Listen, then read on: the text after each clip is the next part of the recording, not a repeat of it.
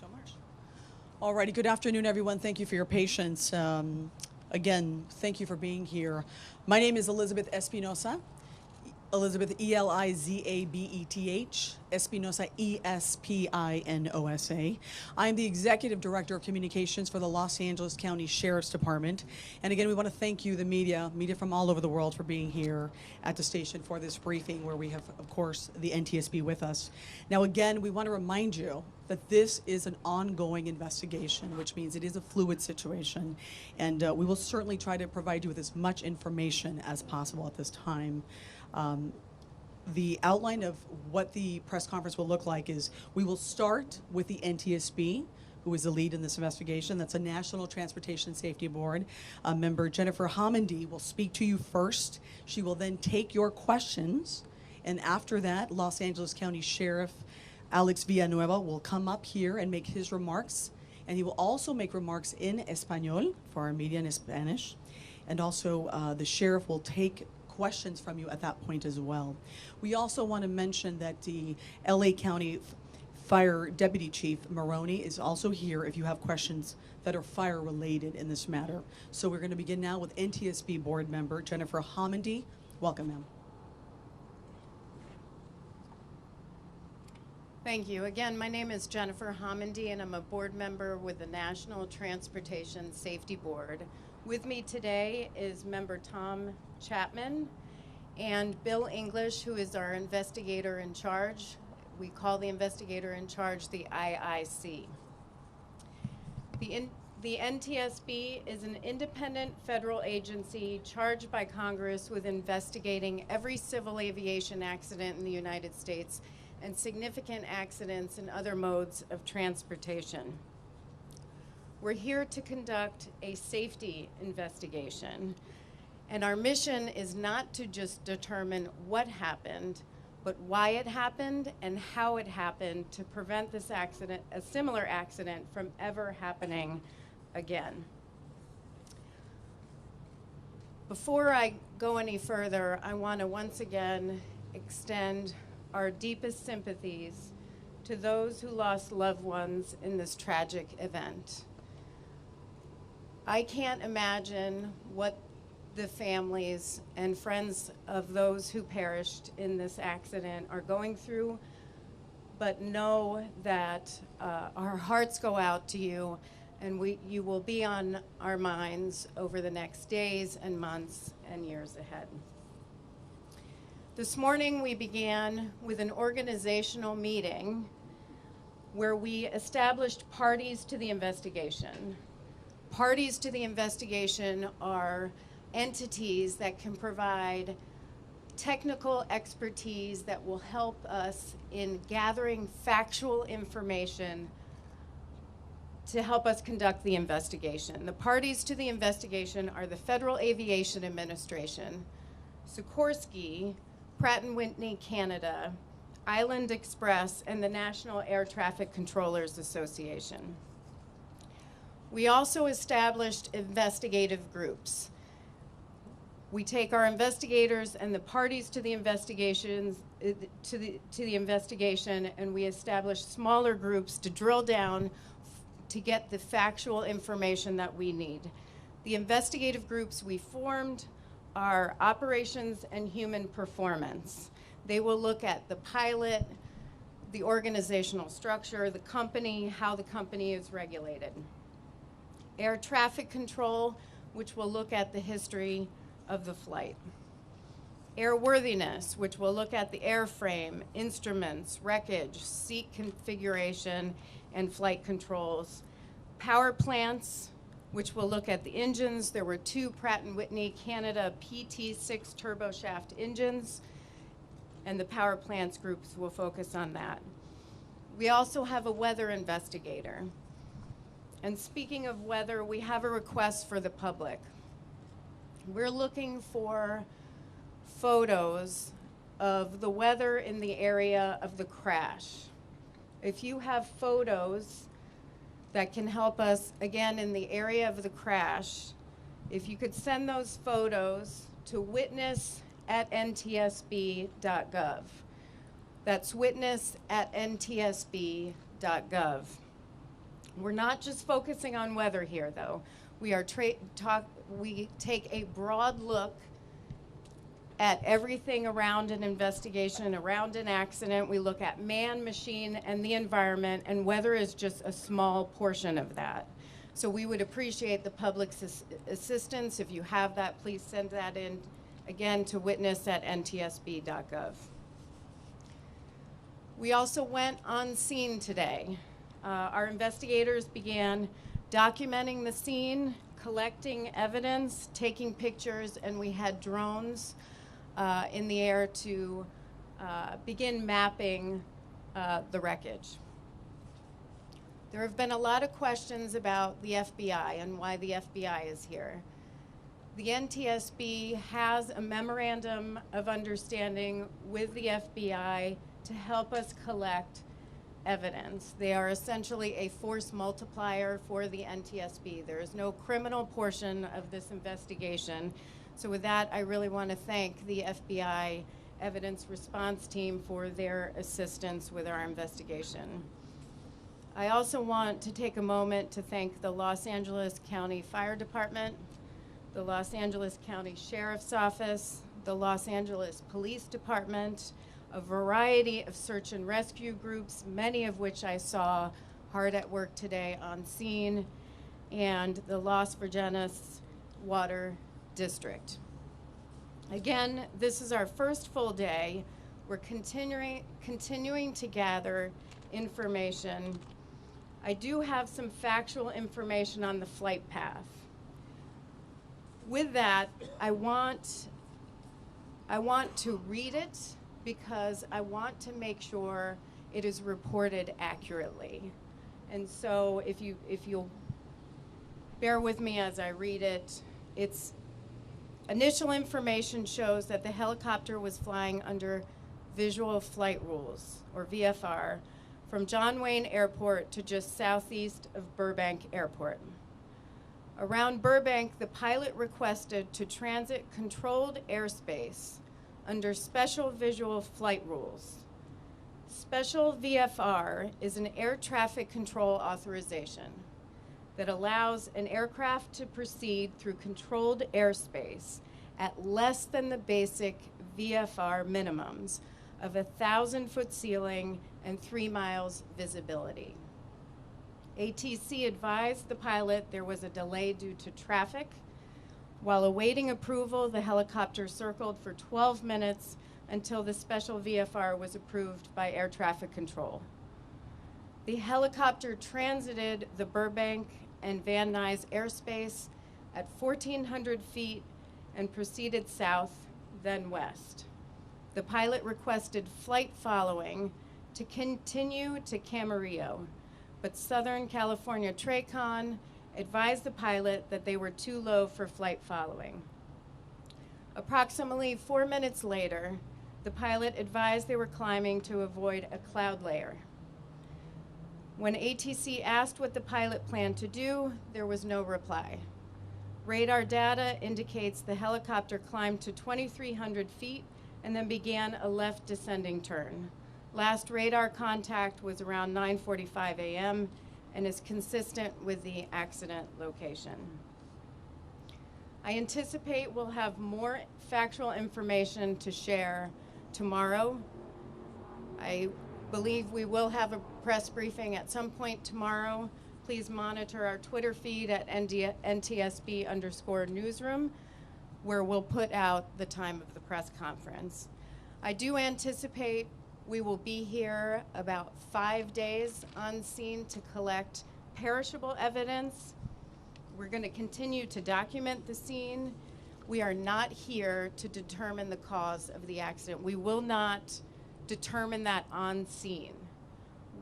On scene, we are here to get the perishable evidence. So with that, I will take some questions, and again, monitor our Twitter feed for tomorrow at NTSB_newsroom.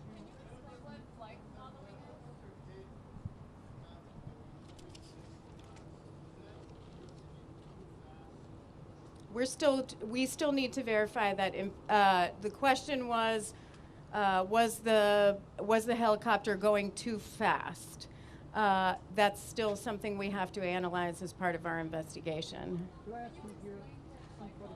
The question is, what is flight following? And I do think that is important. Flight following is radar assistance for the flight and helps the pilot avoid traffic. It's communication between, in this situation, air traffic control and the pilot. It is when air traffic control said they were too low, it wasn't that they were too low, it was too low to provide flight following assistance. It can be, yep.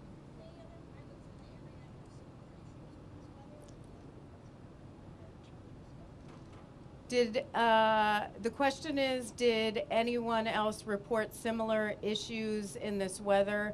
That is part of our interview process, and they'll be looking into that.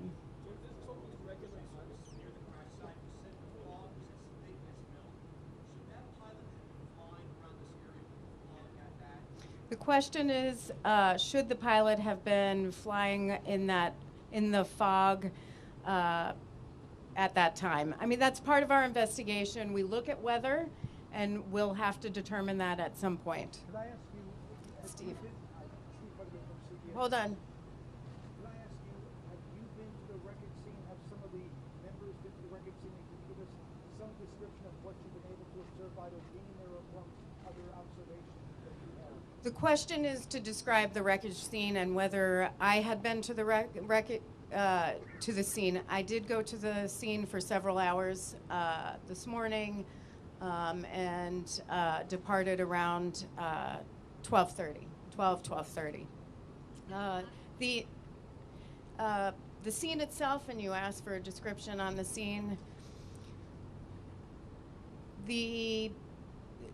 There is a impact area on one of the hills, and a piece of the tail is down the hill on the left side of the hill. The fuselage is over on the other side of that hill, and then the main rotor is about 100 yards beyond that. It looks about, the debris field is about 500 to 600 feet. So. And what is the debris? What does the debris field tell you about the force of the impact, if anything, at this point? The question is, what does the debris field tell us about the force of the impact? I mean, we're continuing to look at that. Our investigators are still on scene. Again, it's just the first day, but that will help us. You had a question about the black box. The question did we recover a black box? There wasn't a black box. And there isn't requirement to have a black box on this, so there was no CVR, no FDR. There was an iPad where for flight, which is essentially a flight plan, weather briefings, and the pilot uses that in flight. We'll be looking at other avionics on the aircraft to see what information we can gather, and then we're going to be looking for other electronics. What would be the approximate altitude of that impact now? Question is, was there any chance for survival? That's part of the investigation. I mean, it was a pretty devastating accident scene.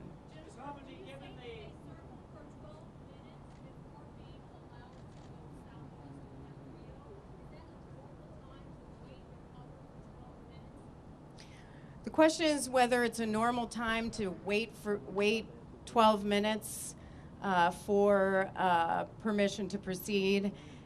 And there are times where flights are held out. That'll be part of the investigation as we look into this. Go ahead. Thank you. Given the fact that the coroner's team is still working on the site, how does this affect the initial stages of your on-site investigation? The question is, given the coroner is still on site, how does this impact our investigation? It doesn't. We are working alongside. They are doing what they need to do for recovery, and we are doing our part of the investigation for collecting evidence and drone mapping. So they're doing their part, we're doing ours, and we're all on scene.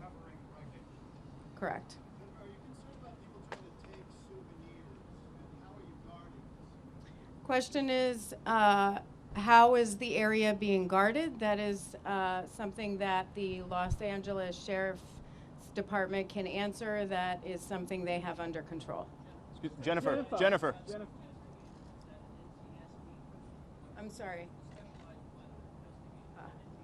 Is the weather investigator NTSB? The weather investigator is, we have a meteorologist on staff. That's correct. Jennifer, how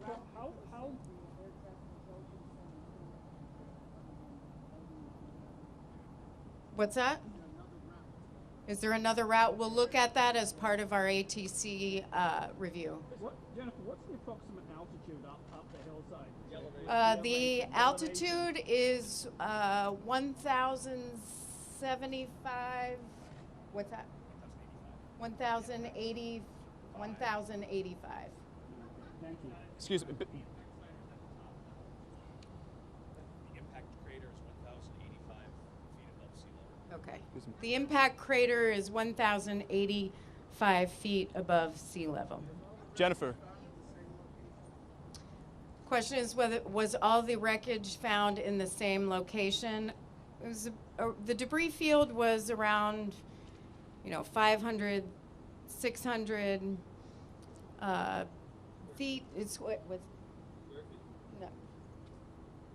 Yeah, the debris field's about 500 or 600 feet. We found Yeah. all the four corners of the aircraft. It was all accounted for in the debris field. Yeah. Were you able to tell if the helicopter landed right side up based off your initial look at the scene? Did the helicopter land right side up is the question. The debris field is pretty extensive. And so, as I said, there was one initial impact. Part of the debris was down the hill, another part of the debris was over the hill, and then the main rotor was about 100 feet beyond that. Last question. Last one.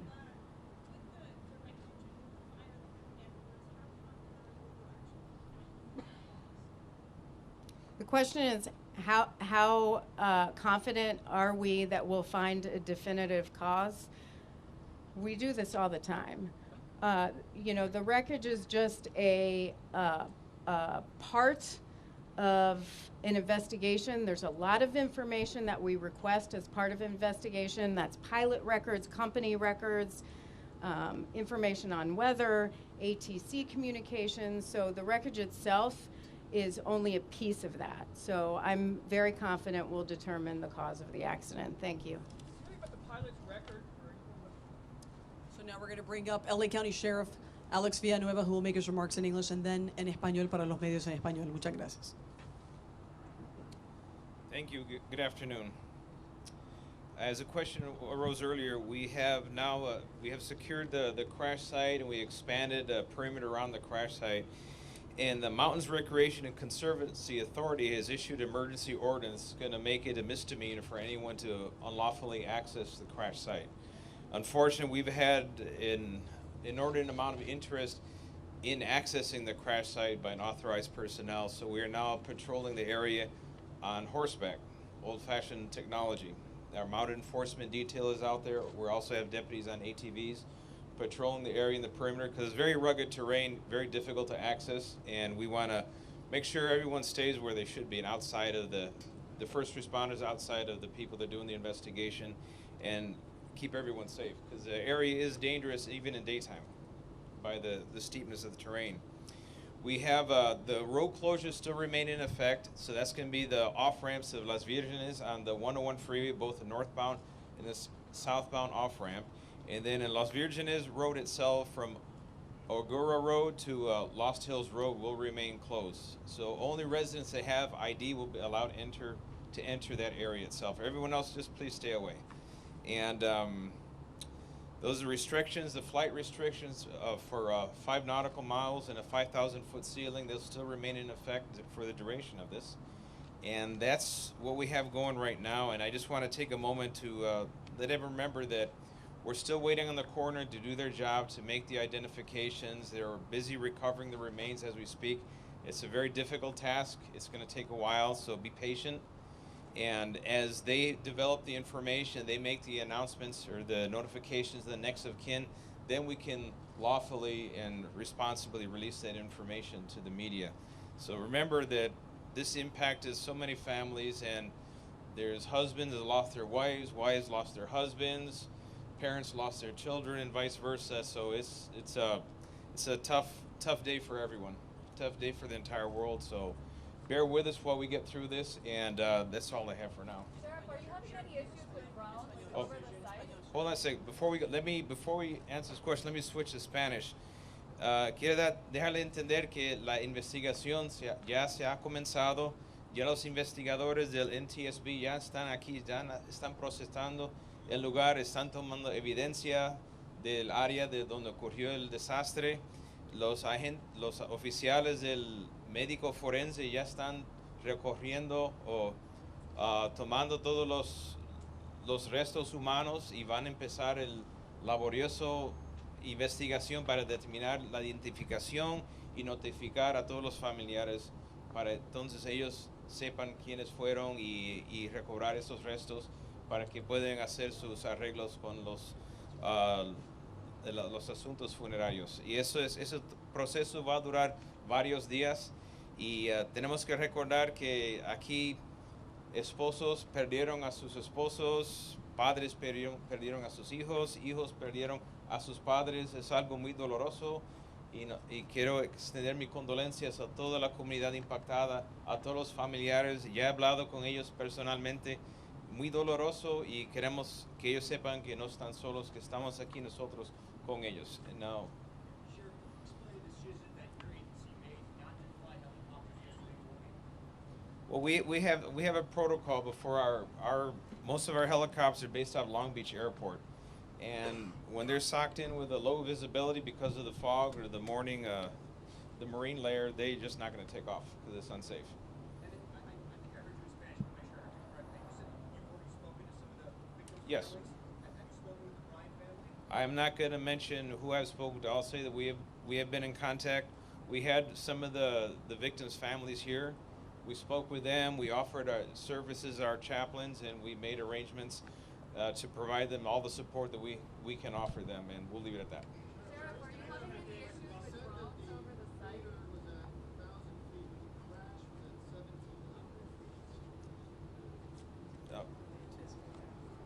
I think they said the crater was 1,085 feet. Sheriff, are you having any issues with drones over the site? Initially, we had an issue with drones over the site, and we had, unfortunately, the paparazzi. Overnight, we had people trying to access the site on foot, and so Did you make any arrests? we were able to basically shoo everybody away. We established a perimeter, and now we have it on horseback and ATV, and we're going to maintain that presence 24/7 until the entire area is done. So no You arrests? said when there's a ceiling at a certain level, you don't let your helicopters take off from Long Beach because it's not safe. Can you elaborate what you mean by it's not safe? Well, it's not safe because our helicopters, the ones that are at Long Beach, that are the patrol helicopters, they're small. They only seat 4 passengers, and they do not do instrumentation flight. They have to do visual flight only. So if it's less than 2,000 feet visibility, they're just not taking off. Was the helicopter safe? Was the helicopter safe or not? Was the helicopter safe for them to fly or not? That's a determination up to the NTSB. That's out of my league to answer. Did you say no arrests have been made? No arrests have been made, but now we have the tools to make an arrest because this is open lands where it occurred. Recover remains. No, we were able to intercept them en route to the site, and we were able to get everyone away, and we established the perimeter. We're maintaining it while the coroner's office and TSB does their job. Yes. Okay. Perdón.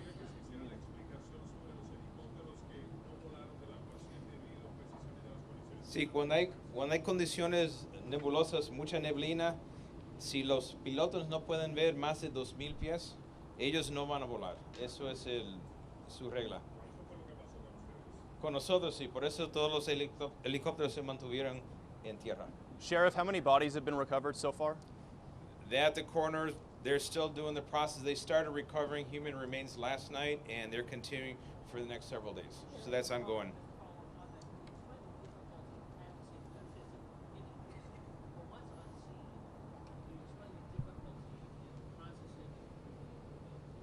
Well, it's rugged terrain and it's very steep hill. And in fact, they have to bulldoze a road just to get a normal sized vehicle to the location. So it is very difficult. A lot of people have been able to walk there or hike there. The investigators initially, the fire department, their first response, they were airdropped there. That kind of gives you an idea of the nature of the terrain. You know how positive IDs people made? They're in the process of making those identifications. Not our call yet, and hopefully the next few days they will have some identifications.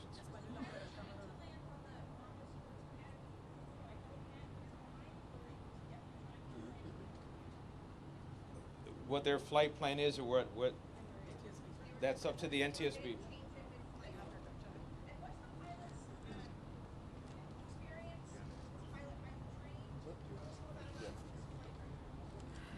The question on the pilot experience.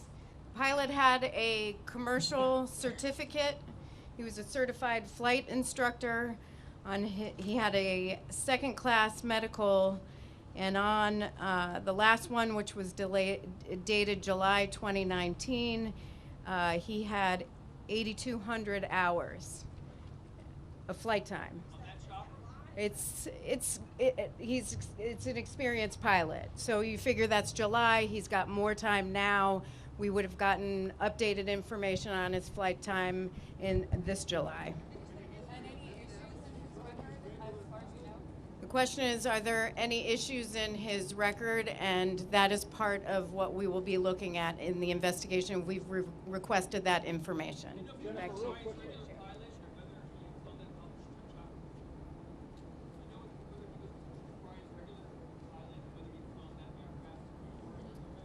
The question is, was he a regular pilot? He had been working, my understanding is and we're still trying to confirm his time at the company, but my understanding is he had been working at the company for a number of years. So let's do 3 more questions. 3 more questions. So, sir, I know Spanish language, sir, has been asking.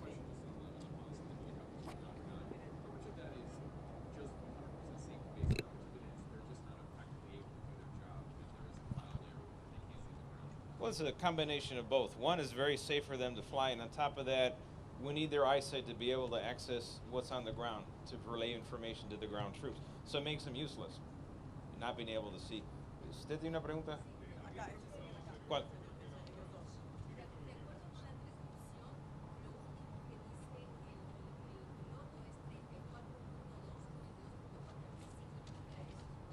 Esa información, eso va a ser ellos que tienen eso. Is Kobe Bryant confirmed deceased at this time? We're not making any confirmation identification of any person. That'll be up to the coroner's office when they complete their investigation. What about the maintenance records from the helicopter? Oh, eso es una frecuencia de radio. Sí. All right, 2 more, guys. 2 more. For any kind of official public memorial for Kobe in the States Center or anything like that anywhere else? That'll be up to the family and the organizations they belong to make those announcements as the information is developed. Sir. Sí, pudimos interceptar y rechazar a todos los que intentaron accesar el lugar. Thank you so much. Thank you, sir. Thank you. Thank you. so much. Thank you all.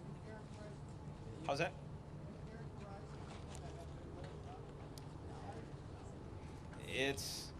You have well-wishers, looky-loos, people that are grieving. It's a mixture of everybody. Thank you.